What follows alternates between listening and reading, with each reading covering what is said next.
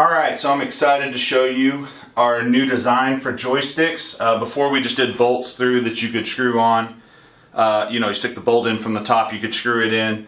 It's a good solution. It's definitely sturdy to do it that way, but it left you with the bolts on the top. So what we're going to put in all of our cabinets, bar tops or full size control panels, whatever, is now you will get 8 of these small threads.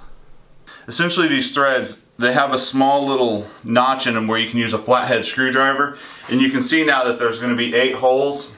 It's still undercut, so whether you're using a Sanwa style joystick or like a Happ competition style joystick, it'll all fit. What you'll want to do is just line up, figure out which one to fit your holes.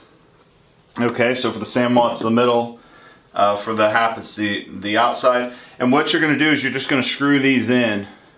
You can get them started with your hand if you need to, and you'll just screw those in to where they're flush with the, and this is designed where it will not go through the top.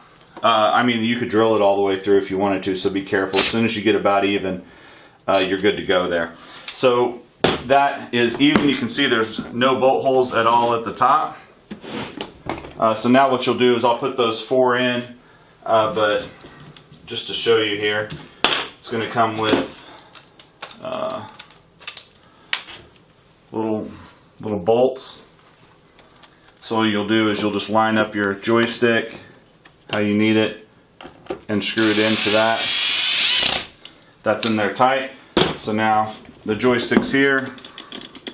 Once you get all 4 of these in, I'm a pretty big guy and I can push as hard as I possibly can to try to get those popped through.